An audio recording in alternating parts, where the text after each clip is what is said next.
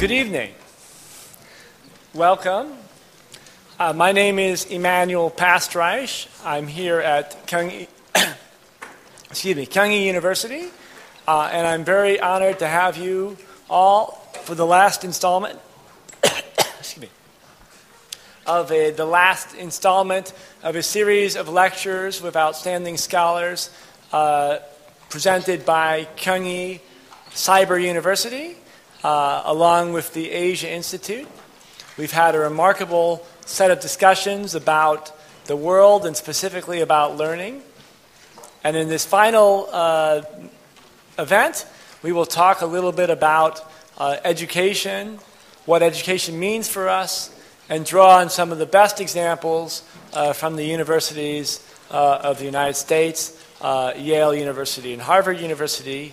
And most importantly, we'll engage in a very, direct, intimate discussion with all of you about your thoughts about education, what it can be, and what we're striving for. So today we have with us from in the right corner, from Yale University, Professor John Treat, a distinguished professor of East Asian Studies, Japanese literature, who will talk a bit about Yale University and the experience for undergraduates of studying there. And then in the left corner, for Harvard University, we have Professor Michael Puett, a professor of Chinese history, who's visiting Korea actually this time for the very first time. So let me give the other two participants just a moment to introduce themselves, and then we'll take some questions directly from the floor. Let's say a word.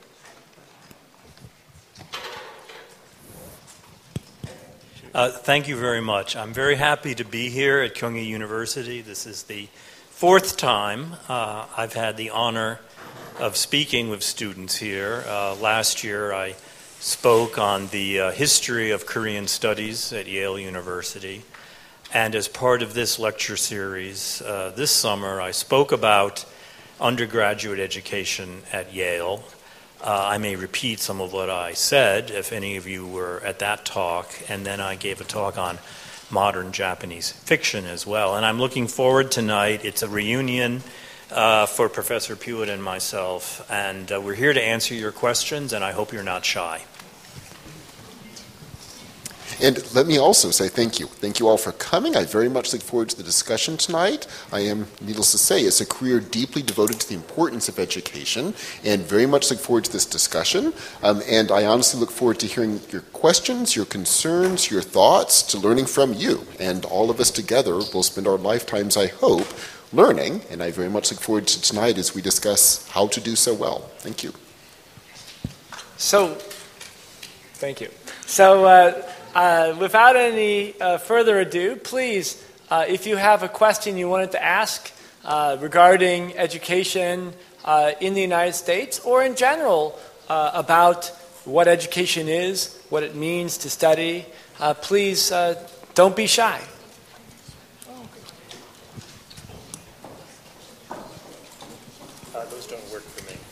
교수님들께서 대학에서 학생들에게 장려하는 학점상이란 무엇입니까? Well, I don't know if everyone would agree with me, but all work and no play makes Jack a dull boy, if you know that expression. Frankly, I went to college. I went to a liberal arts college, like Yale College, from 1971 to 1975, and we worked hard, but we also enjoyed ourselves. And enjoying ourselves meant making friends. And friends were very important, and I've done well by the friends I made in college. At Yale, students work very, very hard. They work very hard at Harvard. They work very well at Princeton. But you're a young person, and learning takes place in the classroom, but it takes place outside the classroom as well. So I would say the life of a Yale student that takes best advantage is studying hard, is in the library, is in the laboratory, but is also on the sports field, is also making music, volunteering in the community. That's part of the education as well. Yeah, I think that's beautifully put, and I completely agree. We often think of studying as simply studying for the next test or studying for the next exam. And indeed, on the contrary, as Professor Treat has said, think instead of it as learning, and think of it as a lifetime of learning. And part of that, sure, involves studying for a test and studying for an exam, but learning should be a joy. And learning isn't simply what you do when you're studying for a test. Learning is a lifelong process that involves very much being with friends, doing activities from which one is constantly learning. And if you spend a lifetime thinking of learning that way, trying to gain the joy of learning and becoming a human being who is striving to be a better human being through a process of learning, then you'll come to value your friendships, your relationships very, very deeply, and you'll find they will affect you at least as much as what you will gain from what we think of more traditionally as simply studying. And so think of learning in this larger sense, and you will find it a truly life-changing experience. Thank you. Okay. Yeah. All right, so my name is Kyung Kim, and I'm currently an undergraduate student at Kyung University. Just a few questions to both of the professors here. Since I know that you guys both are majoring or actually teaching East Asian studies. Well, for Professor Treat, you're studying about Japanese literature and East Asian studies. And for Professor Puett, you're studying about Chinese history. And I think that's very fascinating because we have a mixture of East and the West because you guys all teach in American or in the West, in the American prestigious universities. My question is that how can we develop future bright minds by trying to mix this East and Western, like this concept, so that we can actually develop a future bright mind, incorporating or fusion, making a fusion of all these between the East and the West. So how can we actually do this? This is my actual question. Thank you. Oh, great. Yeah, wonderful question. Thank you so much.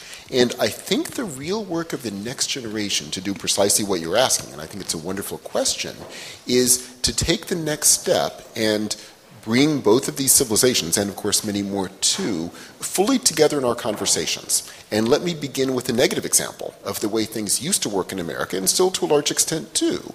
Most of our curriculum at American institutions have been based upon Western civilization, and in many universities, they have what they call the non-Western requirement. So, for example, you'll study Western literature, and then you'll be asked to take a course in a non-Western tradition. Or you'll take lots of history courses, almost all of which are Western, and then you'll take a non-Western history course. And I very much look forward to the day, and I hope we're trying to actively create such a day in which we'd have no need for non-Western requirements, because that would simply be part of what everyone would be learning. That if you're studying history, of course, you're learning world history. And by definition, that includes East Asian civilizations, which have been incredibly important in the world.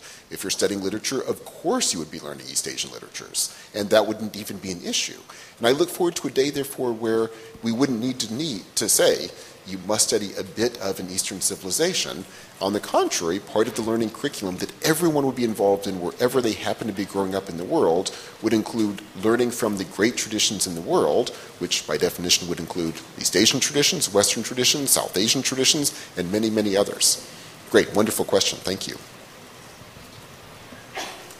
Yeah, my university, for example, has initiated a new campus, more or less independent, in Singapore. It's called Yale NUS. NUS is the National University of Singapore, and it will eventually train 1,000 students in the liberal arts, but the announced ambition of this Singapore institution is to combine East and West. I'm not sure my university really understood what they meant by that. They thought it was a good idea. As China, Japan, Korea become the center of economic activity and wealth in the world, I think there are people in the West that are curious about what the key to Eastern civilizations has been. It's usually they assume the answer will be Confucianism, it will be Mencius, it will be Lao Tzu. I think there are other places we can look for in Eastern tradition as well. But I would just like to say one thing about this. I hear a lot about East-West and how we have to study each other. We also have to think about North-South. We have to think about the Northern Hemisphere and the Southern Hemisphere. We have to think about the United States and the Republic of Korea inhabiting the same hemisphere, and Brazil and India, South Africa, inhabiting the other half. And I think one of the new frontiers for learning is simply not comparing Indian civilization with Chinese civilization, with European civilization, but thinking about the world on other axes as well. And I look forward to the discussion of North-South being as prominent in our institutions as the conversation about East-West is.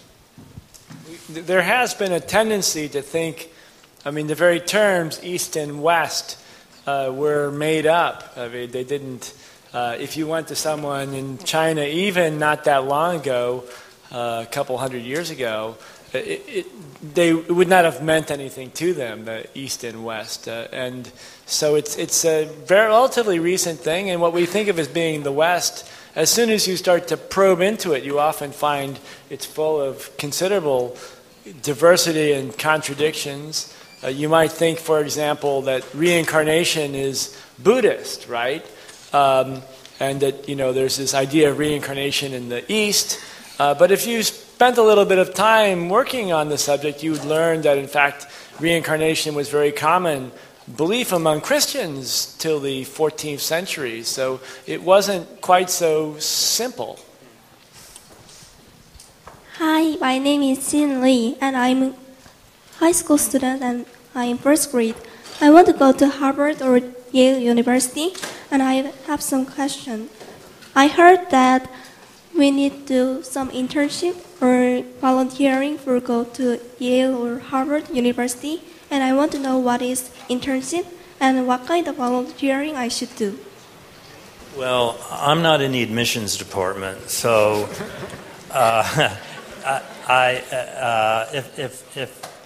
if I were, I'd be writing a book in Korean and selling it at Kyobo and making a lot of money. But yes, many of our successful admittees have interned. That's something new. I mean, people my age didn't do that kind of thing. We worked in the summer.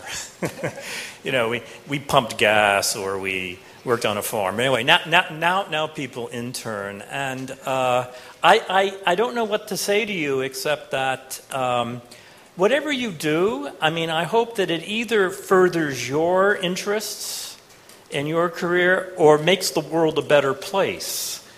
Either is fine, and I think either would be appreciated by the admissions office at Yale. Yeah, I think that's beautifully put, and I very much agree. What I would recommend doing is avoiding the thought that, well, the key is simply to get high grades across the board, and that's what really matters. Of course, admissions committees will look at things like grades, so I don't mean to imply that they don't. But imagine yourself on an admissions committee 30 or 40 years ago, and what sort of students would you like? And the sort of student I think you would like would be, you'd want to be able to open an application folder and say, oh my gosh, here's a student who just seems extraordinary, who's clearly trying to do extraordinary things. And will they succeed? Who knows, but they're trying to do something extraordinary. And how would you demonstrate that? By, as Professor Treat said, doing it. In other words, finding things that you really love doing, going back to the first question, exploring the things that really excite you, finding the joy of learning, and what sorts of activities will that pull you into? Will that pull you into doing service to help humanity? Will that pull you into writing a novel? I mean, who knows what it'll take you into? And an admissions committee couldn't tell you, do X, Y, and Z. They just want someone who's doing exciting things, who, by devoting themselves at a young age to being an exciting person who will give a huge amount to the world, that's the sort of person they want to be at their university. So what I'd say now is change the question a bit to ask yourself, how can I become the sort of human being I ultimately want to become in 40 or 50 years? What sorts of things can I do now to train myself to be a better human being? What kind of activities can I be involved in to help make myself an extraordinary human being? That's the sort of thing that will make an admissions committee smile with great glee, but as Professor Treat said, therefore you're not even doing it to please that admissions committee, you're doing it to lead an extraordinary life. And by implication, you also will excite admissions committees too. Thank you.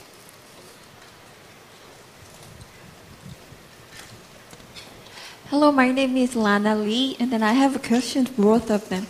I took a class, the last week, and then the Yale said how to think hard is the most important thing for the philosophy education, right? How to think hard? Yeah, how to think hard. I think that was my definition of critical thinking. Yeah.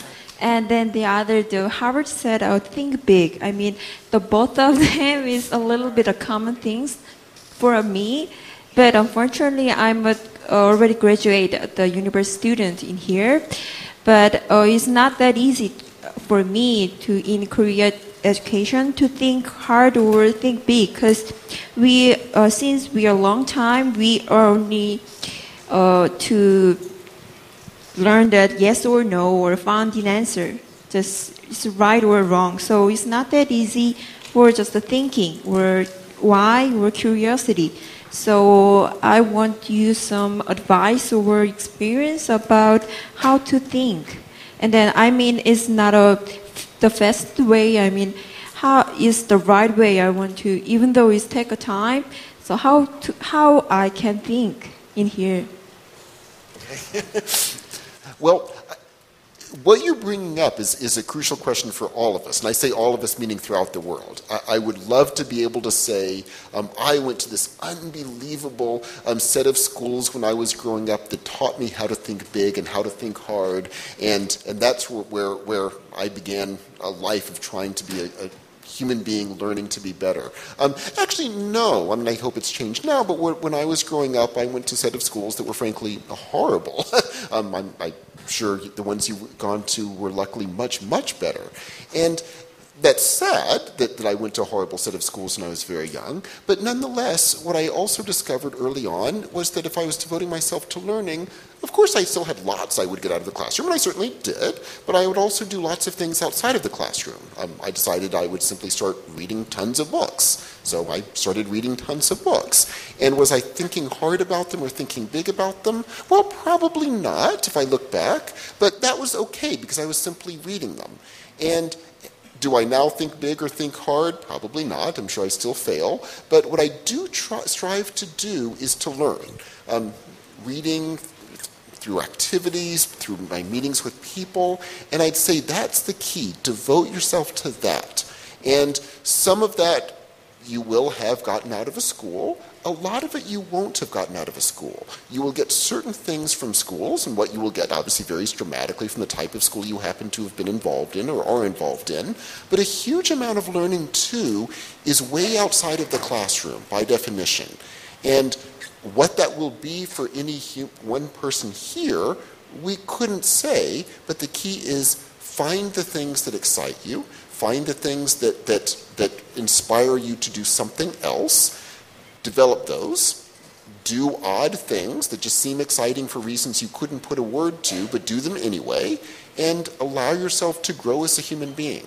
And concretely, what will that mean? I'm happy to say I have no idea, but I am confident that we are capable of becoming human beings who devote themselves to learning, and it's up to us to find out how we want to learn, what sorts of things excite us, and in answer to your question, I would recommend searching for those things. Thank you. I'd like to say, just make one point on what is sometimes a misunderstanding, although it's a very common one, and that is that you will go to the best school you can, and then as a result of going to this famous school, you will get a job at an excellent company, and then your life will be, a fairy tale. I'm sorry to tell you how the world works these days, but this is not as certain as it once was. And in the United States, particularly, but in Korea as well, many people who follow this track. And they end up as lawyers or corporate, investment bankers. And then they suddenly, after 3 or 4 years, they find themselves unemployed because the world is changing very quickly and we're facing new challenges. So the issue is not really getting the credentials to get the one job. It's rather a whole set of skills and understanding and critical thinking to survive through multiple tasks. Okay. I think one thing that both of my colleagues here have said between the lines, I'll express precisely, which is that you're both saying, don't be afraid to fail. Yes, well done. Don't be afraid to fail. And I think students in many cultures are taught that perhaps they just have one chance in life. And perhaps if they don't make the right decision every time, they're permanently disqualified. I come from a culture, and mine is not the only one, where I think we assume you get several chances in life. And I hope that's true here. I'll tell you this. When I started college at the age of 18, I was going to be a philosophy major. Well, then we got to Emanuel Kant and Hegel, and I said, maybe I'm not smart enough to do this. So then I was going to be a painter. And I was in class with people much more talented than myself, and my work wasn't as good. So I failed at least twice in my ambitions as a college student. But because it was a liberal arts education, guess what? I had a third chance. And I ended up majoring in Asian studies, and I've done okay in that line of work. So I don't feel bad about failing. It was very good, because that's a learning experience as well. So try and think big, try and think hard, but so what if you don't? You'll think again. And maybe you'll think small, but precisely. And that might be just as good as well. So don't be so hard on yourselves. Hello, my name is Bamjun Baek. I'm from Daewon Foreign Language High School, and I want to ask the three professors regarding this question. Now, we all know that you three professors are the best of your fields in Japanese studies, Chinese studies, and Asian studies in general. And I want to ask that, recently there's been a recent trend that focuses, that many universities focus on practical courses of study, such as engineering or management, while some basic studies such as humanities are overlooked. And I want to ask those renowned professors this question: what practical benefit or skills or insight does Asian studies give to the students and to the professors? All right. Well, in my case, it could have been African studies. It could have been Latin America. It didn't matter. It was simply learning that my history and my culture isn't the only one in the world. And it was broadening my very provincial perspective. I grew up in a small town in the United States, and I mean really small. And going abroad opened my eyes to many things. I don't think it has to be Asian studies. I think you can... I have classmates who went to France and had their eyes open to the world. It's simply... You want the experience, it's largely empathetic, of standing in someone else's shoes. And for someone like myself, growing up in a small American town, I could have gone to the inner city and stood in somebody else's shoes. I didn't need to go to Japan. That's where I went. But I would like to... I grew up at a time when American attention was focused on Asia. It was the Vietnam War, which lasted until 1975. And so growing up as a young man, I was naturally curious about Asia. If I were that age now, it might be an entirely another part of the world that I wanted to know more about, simply to transcend the very narrow upbringing that I had as a white American male. Yeah, I very much agree. I think one of the dangers that we all face is there's a strong tendency for us to assume the world we live in, the world we're born into, our existence, is somehow natural. In America, this often takes a particularly strong form, where there tends to be a view that America somehow got it right. We have the right political system, the right economic system, etc. And that's an American version of it, but I think comparable versions are around everywhere. We sort of assume that the world we live in may not be one that makes us happy, but it's sort of the way things are. Well, no. I think one of the things that one gets precisely through humanities of all sorts is to, as Professor Treat said, show you other ways of thinking about the world, other ways of constructing a world. That can be definitely by going to other cultures, which I strongly recommend. It can also be through studying history, through studying literatures. But one quickly realizes as one does that the world we live in is a very recent creation, oftentimes a kind of random creation of all sorts of artifacts of different historical events that have resulted in the world we live in. Your children will be living in a very, very different world. I have no idea what type of world that will be, but I can guarantee you, based upon what we've learned from history, it will be radically different. And the more we in our lives can realize the degree to which that is the case, it will help us become better human beings because it allows us to construct a better world. And one can get that by, indeed, spending time in other cultures, learning other languages, learning other ways of thinking about the world, constructing a society, learning historically very different ways that have existed throughout human history of constructing a society, and it opens up realms of possibilities for what you can do in your lives and what you can help teach the next generation to do in theirs. So yes, I think it is extremely practical. It's extremely practical to learn foreign languages, spend time in other cultures, learn history. It teaches that what we now think of as practicality may not be so practical, and regardless of what career you go into, it means you have a potential to grow over the course of a lifetime because you can see the world from many, many, many different perspectives and see how bizarrely relative this current way of thinking about the world is. Thank you. Hello? The question I want to ask you is going to be very basic, but it's also one of the hardest questions that I've ever thought of. So the question goes like this. In your own thoughts, in your own opinions, what is the definition of studying?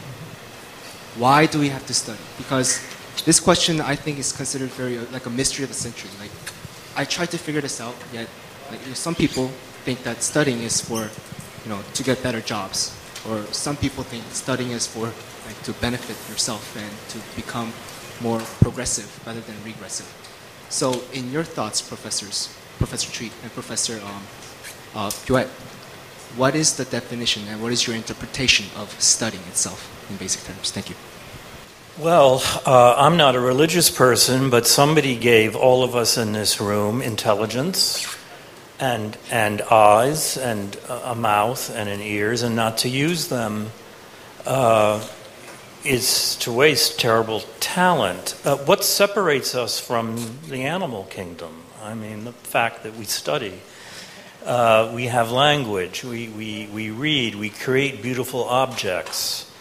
I can't imagine if we simply wanted to exist as beasts, then fine, we wouldn't study. But that's not what our Creator made us for. People learn in all sorts of environments. Professor Puett's ancestors and mine didn't go to university. But they were very wise people. You learn in many contexts. You here in Korea and us in the United States, we have incredible opportunities now. Would we really not want to study? Would we really want to waste all that? Yeah, I agree completely.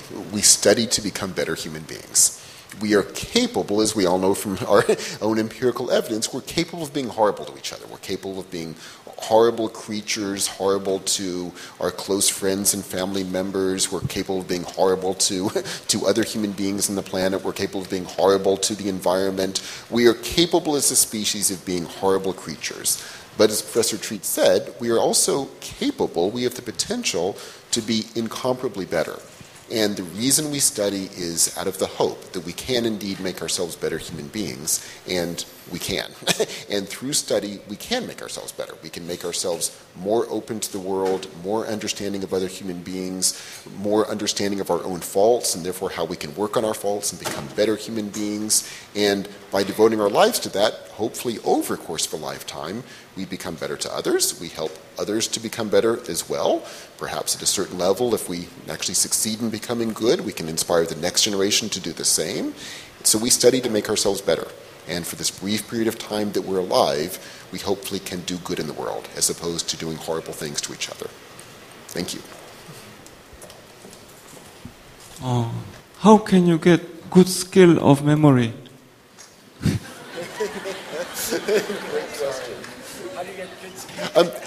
I would say memory, like all skills, involve training.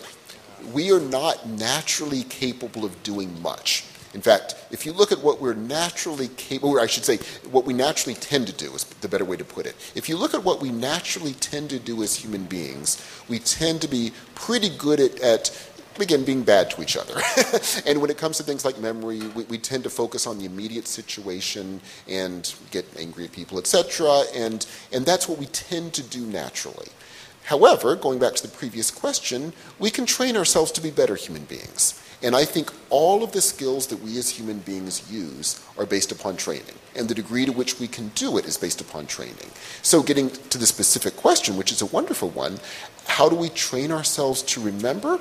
I think one of the key things is to say, well, if memorization is simply by rote and for no other purpose, one's memory probably isn't being trained and one probably won't remember. So for example, if I were told, by tomorrow, learn a bunch of phone numbers from a phone book to take a test, I may or may not be able to do it, but even if I could do it, I would forget that following day.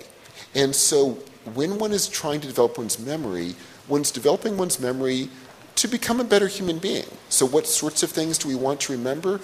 We want to be able to remember the moments when we were good as a human being that we can keep in our recollection. We want to remember incredible things that other human beings in human history have done, or in our lives have done, that we can remember, and they can be a part of our active experience in the world. We want to be able to remember great words from the past that can inspire us, or great words that friends and family have told us that can inspire us. Those who want to remember. How do we memorize those? Well, in a sense, what we're doing is we're learning to bring things from the past, our own past or the long past of humans, to the present. And that's a training exercise. It's a training exercise to say, how can I do that? As a concrete example, one common practice is to say, well, if you simply memorize a bunch of poems, you'll probably forget them.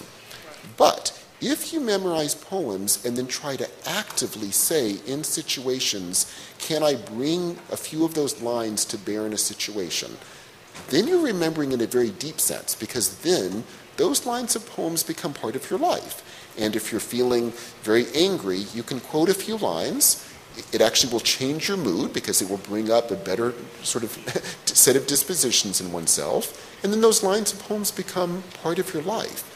So I would say part of the key for memorization is not to be rote, but to do it as sort of an active life process. So remembering in the sense of remembering as a skill to make us become better human beings.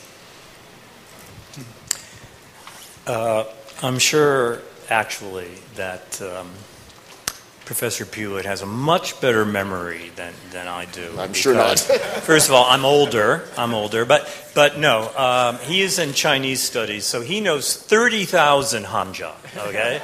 And I'm in Japanese studies, I only had to learn 5,000. So I'm sure his memory is much better. But to reiterate his point, if you're an actor, many of us, right, we were actors when we were young, but professional actors, the number one question they are asked is, how do you learn all those lines? How do you, if you're in a Shakespeare play, how do you learn all those lines? Well, the mind is a muscle, and that is a particular muscle that they exercise every day. the way Professor Puett exercises his 30,000 Chinese characters every day. But I think for an actor, I think that the lines of King Lear become easier to remember because the actor knows the passion behind those lines. He knows the meaning of those lines. And so it's not so much rote memorization as it is a profound understanding, and the lines follow. So when Professor Puett talks about the difference between memorizing a poem and knowing a poem, I think that's good advice.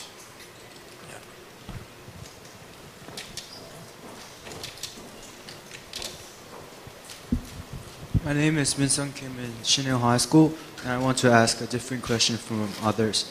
I lost my interest in studying, and I actually like my lifestyle till now, but I'm afraid of my future. I'm afraid I'll be a failure. I want you guys to tell how to get my interest back in studying. I think that it's an excellent question that we all wrestle with, in fact, even if we don't tell anybody about it. So I'm very sympathetic to that position. So I would start by coming back to my favorite philosopher or therapist, Viktor Frankl, who always said that the most important thing is meaningfulness. Is this meaningful to me? So you should not worry about studying per se, but rather what gives my life meaning? What makes me feel that what I'm doing has significance to it?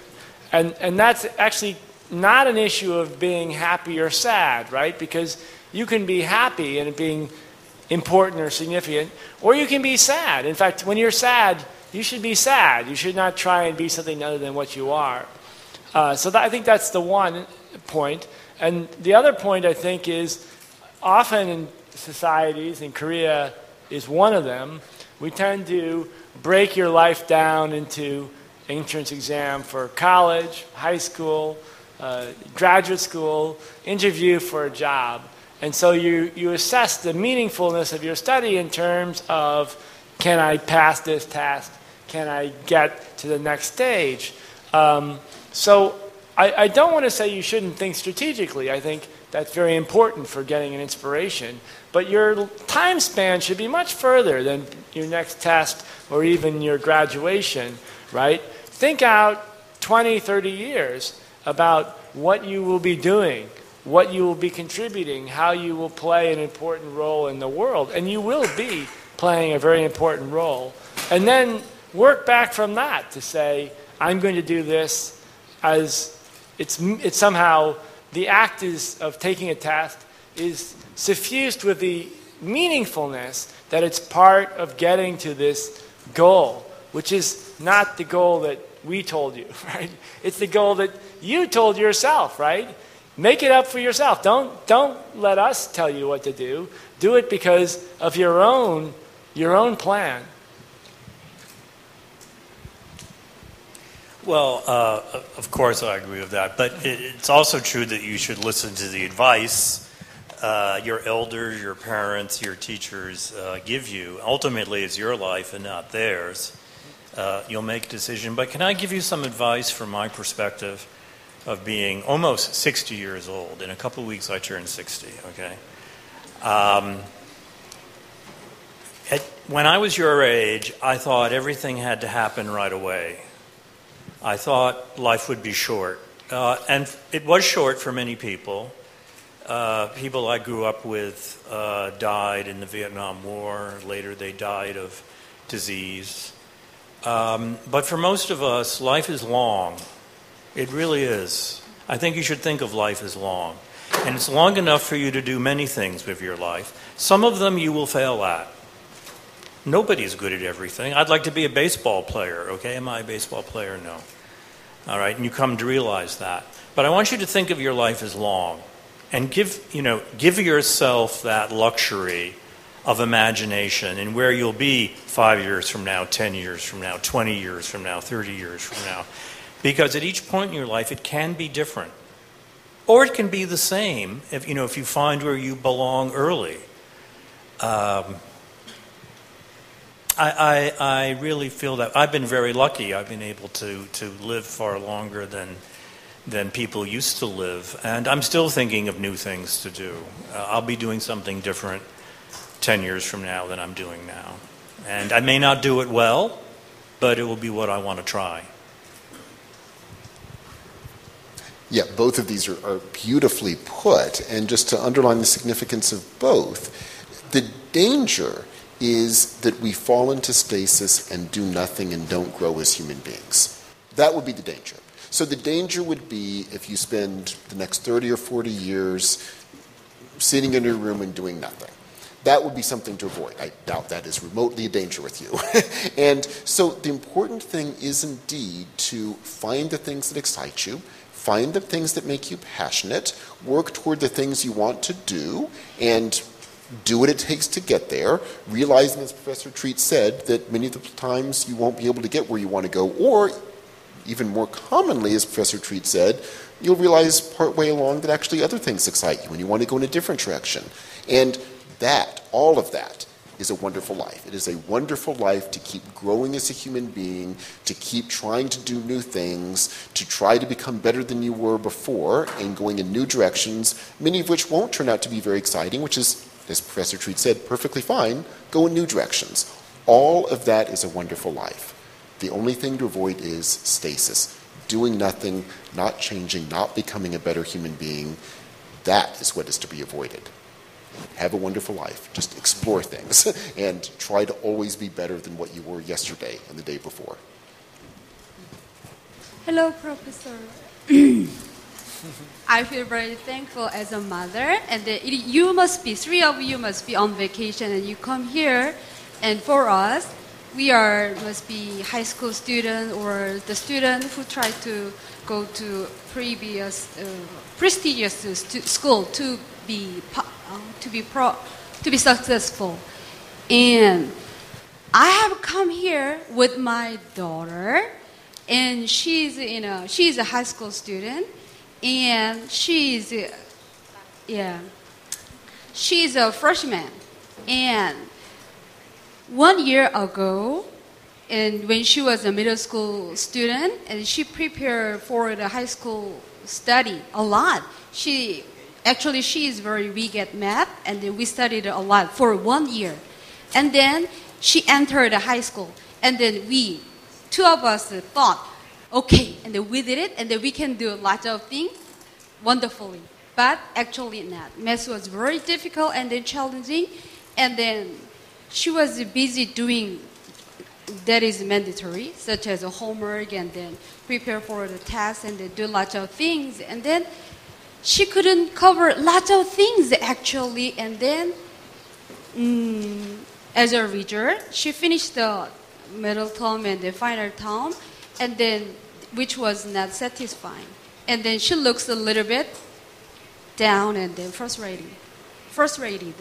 And then as a mother, some of us tell me she must be a helicopter mother, but I probably maybe like that woman. But I really want to encourage my daughter, and I really want to help my daughter to be a successful student and then to enter the mainstream.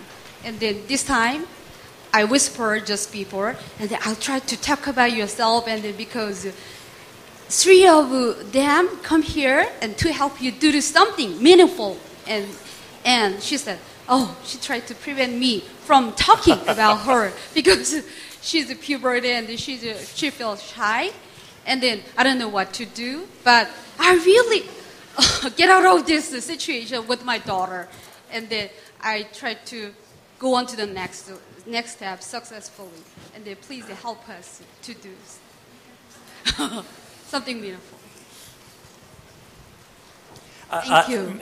Ma'am, I don't want to embarrass your daughter any further than you may have embarrassed her just now. I won't make her stand up, but could you at least tell us your daughter's name? What is your daughter's name? Kim Yi-jun. Okay, Kim Yi-jun. Now, ma'am, I want you to remember when you were her age, when you were your daughter's age, do you remember how you felt? Actually, What did your mother say to you? study hard and then and your room is messy and then do whatever you are told just before by me and by the teacher. But actually, I confess that I actually was not a good daughter and a good student, but my daughter,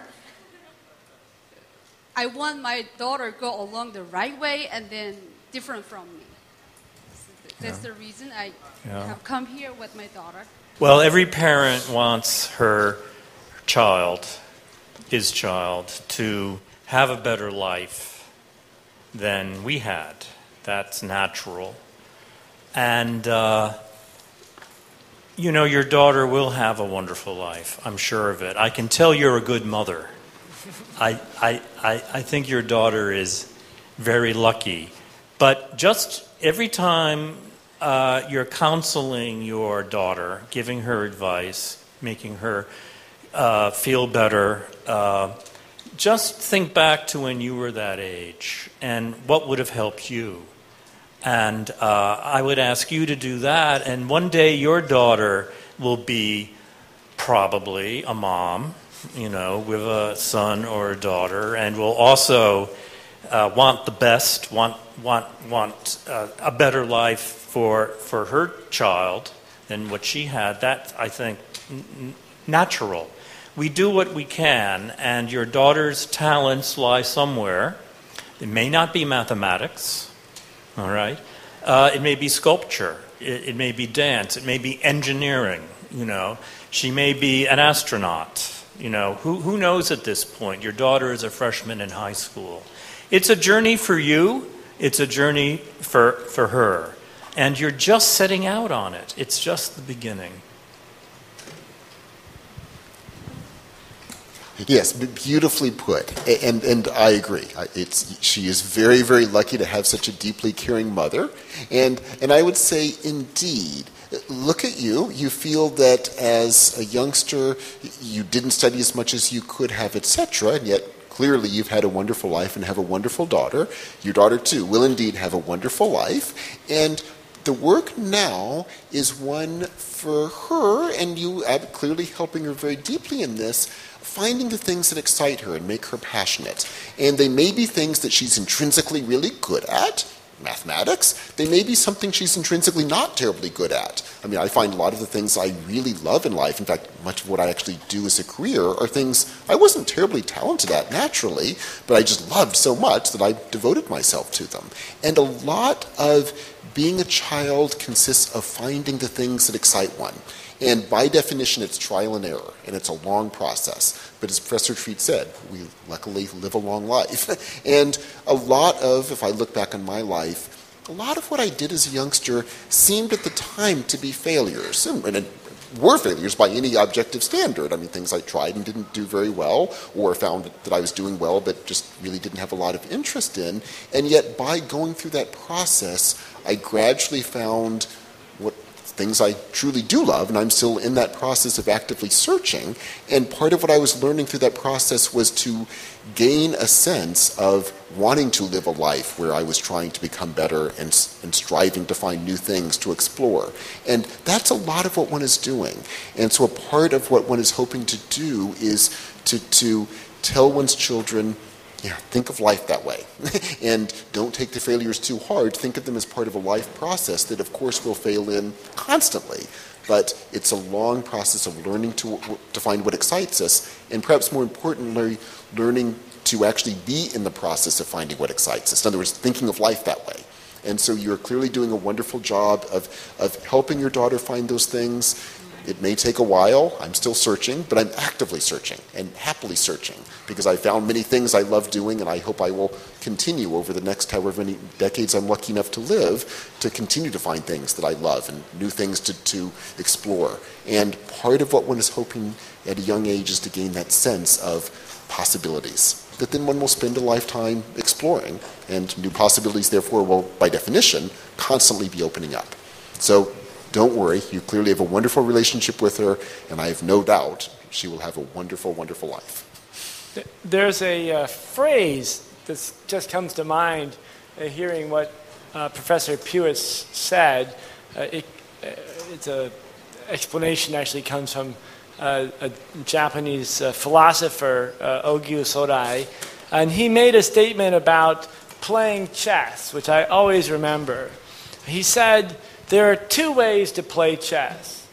One is to master the rules and be able to win every time when you're playing chess with your opponent. And that this is one critical aspect of learning, of mastery, right? But he suggested that there was another level of mastery, and that is to make up the rules by which you play chess, right? Which is a totally another level up, right? But can be actually pivotal in winning some battle. I mean, obviously, if you can change the rules while you're playing, right, you're going to be able to win quite readily. So, but there are two different levels of human culture and institutions and of our lives. And I think it's very important for us to sort of alternate between the two, right? On the one hand, practically to know we have to do this to pass a test or do whatever. We don't want to deny the reality of what it's like to live in society. But there's another part in which you can sort of step back and make sort of larger, grand decisions about what's meaningful in my life, what's meaningful in society, and those can be remarkably important. It's totally possible, for example, that people in this generation will work very hard to get into the best schools and follow a certain course, and that the things that they learn and the path that they follow is not going to be the right one for the world as it is in 20 years. And that other people who followed another course, which people didn't really take that seriously, may be much closer to what will be needed. But if you're trying to make strategic decision at that level, then it's the latter that you're talking about, right? It's the rules of the game, not playing by the rules. My name is Dana Khan, and I would like to ask you professors two questions. First one is, as a high school student, I have to start thinking of my future and like my career, what I will major in, stuff like that, or at least the society is forcing me to do so. And so I'd like to ask you how your professors decided what to specialize in, or how you find what you love and admire. And the other question is relating to my speaking ability. Being not an English speaker, I have difficulty speaking in English, especially when I have to give speeches in front of people. And since I am a foreigner and I am living in Korea, I would like you to suggest me a way to improve my skills inside Korea.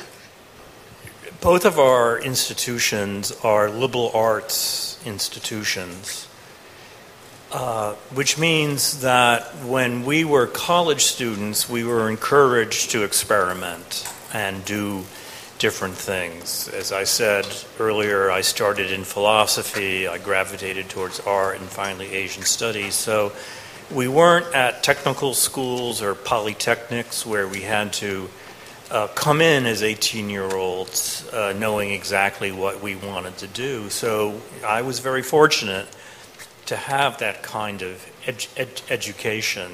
When I was 18, I was by no means an adult, and I needed more time to think about what I wanted to do. It's a compromise. I mean, there's what you want and there's what's realistic.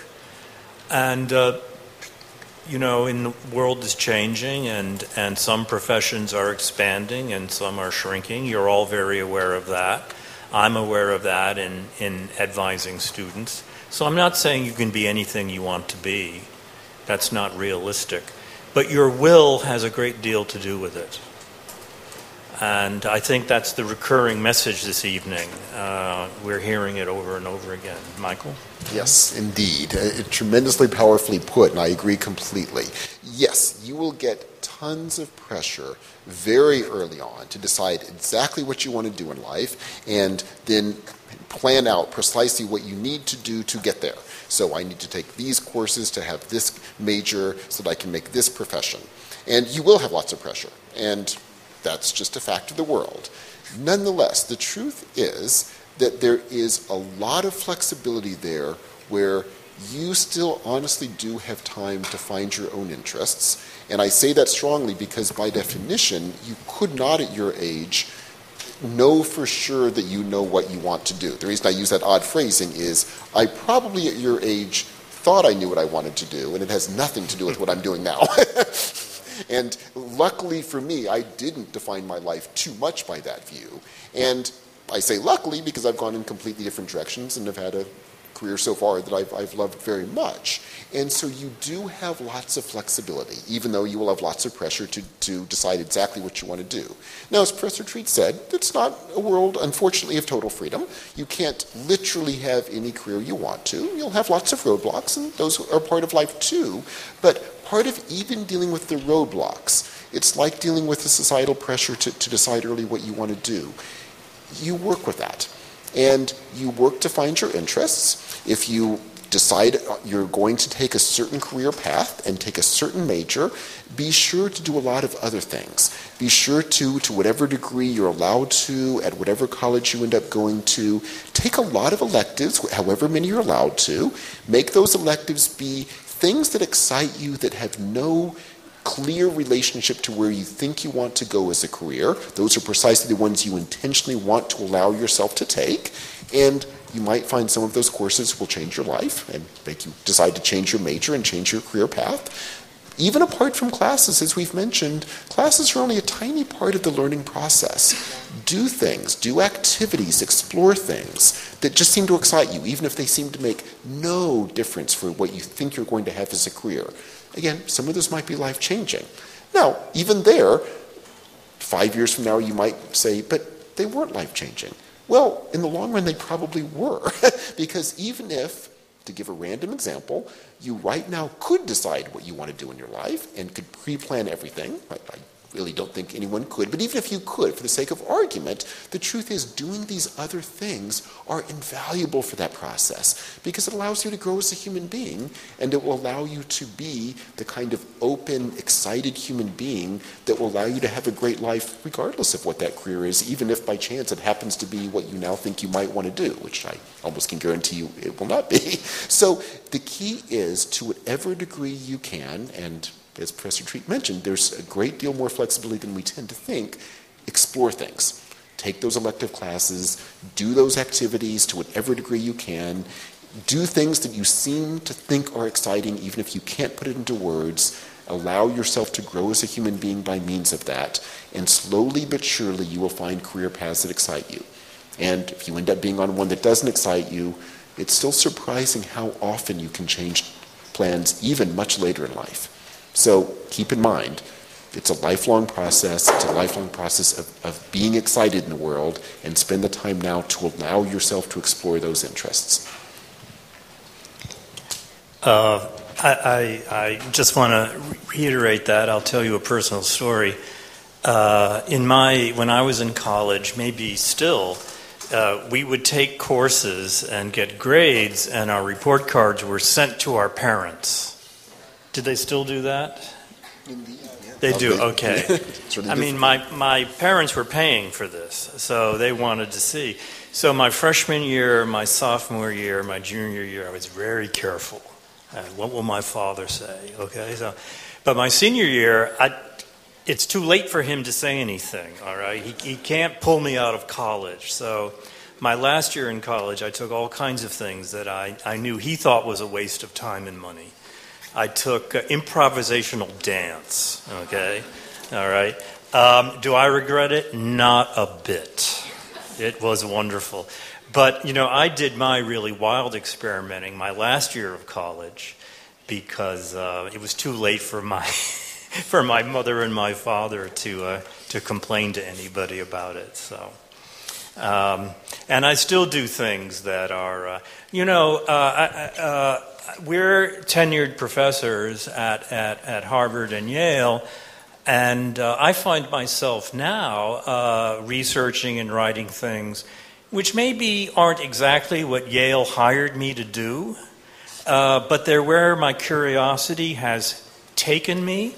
And I'm very fortunate because my institution says, we trust you. We trust you to go where you want to go. I'm very aware of how lucky and how privileged I have been.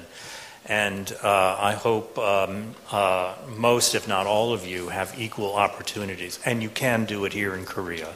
America has no monopoly on the human spirit, I can tell you that. Well put. Hello, Professor. In my understanding, the nature of education is about entire enlightenment to lead students to create their own life.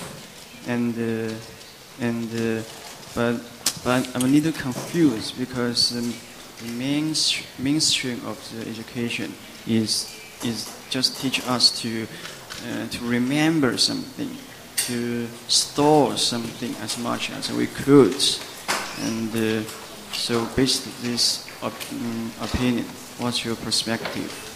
Thank you. Oh, sure. Yes, I definitely agree with your vision of education.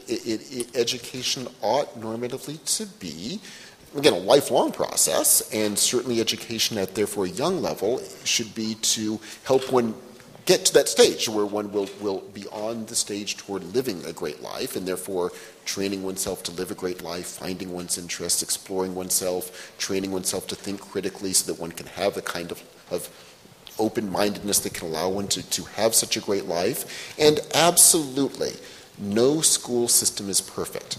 As I mentioned before, I would love to say I grew up and had perfect schooling, where from day one I had teachers really trying to encourage me to find my own interests and explore what excited me. I didn't. And do I regret that? Well, of course, absolutely. But nonetheless, the world is the world. And did I still learn a huge amount from these classes? I did. Did I find, in retrospect, I perhaps wasted a lot of time? Sure. And is that probably true in varying degrees and in varying ways in just about any educational system in the world? Yeah, it probably is. We don't really have it down yet, how to do education. But nonetheless, as much as possible, the key is you're still trying with whatever constraints we exist in, whatever the world is throwing at us, you're still striving to learn and be a great human being. And you'll find out of any classroom experience, even including some of the schools that I went to as a child, which were horrible, from all sorts of perspectives, I still learned a ton from them. And the key is that's part of what you want to gain, is a realization the world is not perfect, it won't be perfect, but you can still learn a huge amount through all the things that get thrown at you. And hopefully you'll have some incredible, truly inspiring teachers in your life. I'm sure you'll have many that weren't. That's certainly true for me. I had a few. I had a very few that were inspiring, but they truly changed my life. The vast majority weren't, but I still learned a ton. I learned how to read well and write carefully and do mathematics. Those were all very helpful. So I'd say don't take it too hard in the sense where you are now. Learn what you can. Nonetheless, I'd also say at the next level, if, just from the basis of your question, you're someone who cares deeply about education, you certainly seem to be, maybe to throw out a random example, this is something you'd like to throw your life into. Maybe you would love to try to develop better educational institutions in the world. We certainly desperately need them in America, and I think that's true probably of every society in the world, and that potentially could be something you or anyone in this room could devote themselves to. How do we do a better job of inspiring our children to be better human beings? How do we develop better educational institutions? We're desperately wrestling with that in America. I hope many societies in the world are desperately wrestling with that, and we'll never get it right, but hopefully we'll over time get it better. And maybe that's something down the road you'd love to throw yourself into. If so, it would be a wonderful, wonderful project.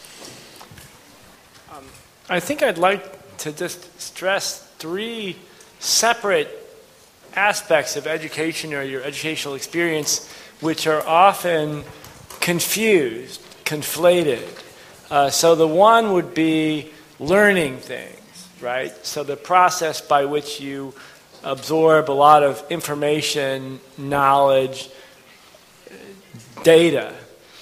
This is actually an essential part of learning, and I wouldn't want you to think that it's unimportant to learn things. That would be certainly not my position. However, information or data in itself is something that can bury you alive. There's unlimited, in fact, it's getting worse, as you know.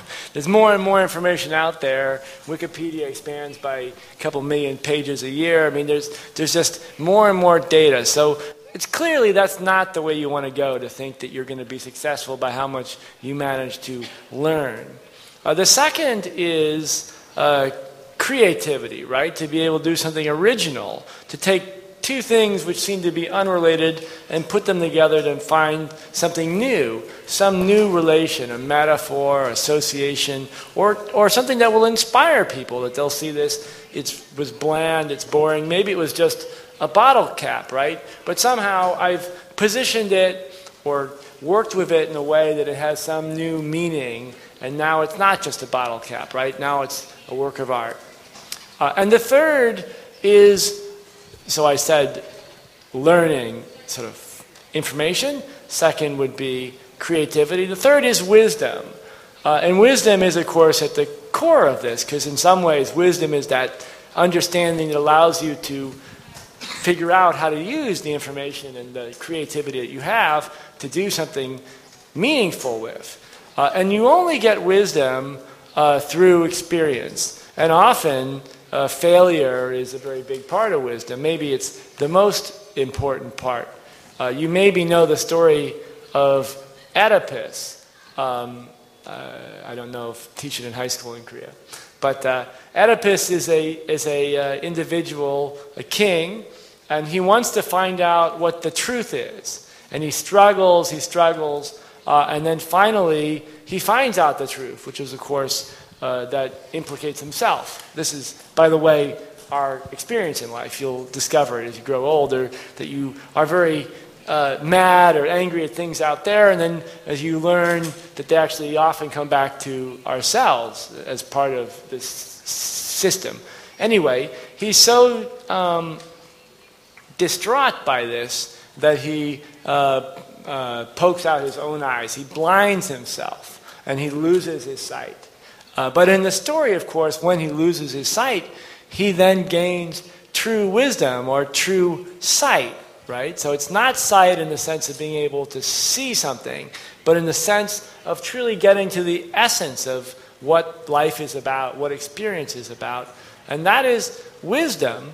And it's something, in a way, it's leaping up to another level beyond the question of memorizing things for tests or reading or getting good grades. I'll just make one brief comment. I said earlier that life is long, but one does age. And at your age, you're all young people, your brain is different than mine. You're capable of absorbing a great many facts. If you're studying quantum physics, if you're studying mathematics, if you're studying a foreign language, it's much easier for you to acquire facts at your age now than it will be when you're my age. And so you should take advantage of that. On the other hand, information does not equal knowledge. Information is a very important part of knowledge. But knowledge is more than that. People ask me, why do you teach literature? It just seems so impractical to people. It seems so without any real-world consequence. And I guess my answer to that is because I want to know how to lead a life. I want to know how I can lead a better life, a moral life, an ethical life. Some people turn to religion to learn those lessons. For me, it's been the novel, the modern novel. And it's a constant search. The kind of knowledge I search now by reading novels, by teaching them, is when you're at a fork in your life, when you're in a road and you come to a fork, how do you know which way to go? What is the ethical basis for the decision making in your life? And I think those are very important things. You can learn that in church, but you can learn it by reading Henry James. You can learn it by reading Natsume Soseki. You can learn it by reading Lee Guangsu. That's not to say all novels are the same. They teach different lessons. But we become better people by learning about the different ethical choices people make. That's the kind of knowledge at this point. I'm not going to learn another foreign language, okay? It's just not going to happen. My brain is full. But the lessons I have to learn about morality and ethics are ahead of me. And I look forward to exploring those. So yes, life is long, but I think the kind of learning you do will change over the course of your life. It has for me. Hello. I'm just a normal middle school student, and I want to talk about my personal problem with studying. I think I'm very listening hard in the class, and I'm a leader of our school book club, but I could always got poor grade in the test. I don't know why. I'm listening hard in the class and always get a perfect score in such as like teachers giving just, the partying good like that, like the scores. And I want to know what should I do and how can I be a good student? I assume you've asked your teachers this question. Is this the first time you've asked this question? What advice do your teachers give you? Some of the teachers just say study hard. So Right. It's not so helpful. And some teachers said, think about your normal life, just a normal case in a home or other places, or academic, like that.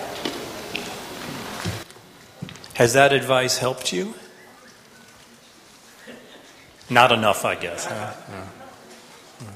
Well, I don't know you, young man. I don't know if you have unreasonable expectations. If you're saying you're getting an A- instead of an A, I'd say you're getting pretty good grades. I don't know your particular situation, but I would rely on the people around you, your teachers, fellow students, your parents, your grandparents, your uncles and aunts. They know you. They can give you advice. Reach out. Don't internalize it. Those people are there to help you, the people you're related to, and the people who are entrusted with your education in school. So, yeah, no? What else would you say? I agree completely. And I'm going to begin with the statement that will seem very pessimistic, but I actually mean it in an optimistic sense. You'll find that what you're experiencing right now, every single one of you will find happening in various things and activities you'll be doing in your life for literally the rest of your life. Now, that may seem like a horribly pessimistic thing to say, but I mean it in a good sense. And the good sense is the following. This is kind of what life is like. Like, we will hit lots of obstacles where we'll want to do something and we just think, I can't do this. And what is the answer? As Professor Treat said, you work at it. And working at it means definitely not, to underline Professor Treat's point, internalizing and thinking, I'm a failure. And clearly you're not thinking that. That's a very good thing. Working at it means trying to figure it out. And the really good way to do it, because you don't, again, want to internalize it, is absolutely turn to others, ask for advice, try this, try that, experiment more, and therefore, as you can see just by the way we're putting it, keep your spirits up with the effort. Don't let it get you down. And when I say it's going to keep happening, I mean that across the board. It certainly happens to me. And the key is realize that's just what life is like. You'll down the road be doing something else, and you'll desperately want to get a certain sort of thing done in a career, and you just won't be able to do it. Does it mean you're a failure? No, there's just something you've got to learn better to do. What in the world is that? You work at it. And you ask for advice, you talk to people who know you listen to their thoughts, and slowly but surely, we as human beings get better at doing things. And how do we do it? trial and error. We fail and we fail and we fail, but we keep working, and as long as we can keep our spirits up, as long as we can seek advice, we just get better at it. And you'll find your life will be kind of like this. But again, the optimistic way of putting it, therefore, is it becomes a very exciting life, because over time you'll get better at things. And on this specific issue, you'll find you'll get better at it. And I can't give you the perfect answer now as to how, but again, there too, I mean that in a good sense. That's the exciting part about life. You keep working at it, try not to let it frustrate you, keep your spirits up, seek advice, and you'll have a great life. You'll both do better on tests immediately, and you'll have a great life as comparable things, comparable obstacles will greet you in your life, and you'll learn to deal with them well. I think that's a very nice way to sum it up, the potential in one's life going forward, and how study is related to that very experience. It goes on for a whole lifetime. It's not about your next test. I want to thank all of you for joining us today. This event does not end at this moment. It will be going on in your lives for the future, and we will continue to teach ourselves, as many of you may end up teaching yourselves. So I hope we can continue this discussion going forwards. I thank you all for coming now for this series of 5 talks. I hope we can have more in the future. Feel free to contact us in the future if we can be of help. And above all, let us please give a very warm round of applause and thanks to Professor John Treat and Professor Michael Puett.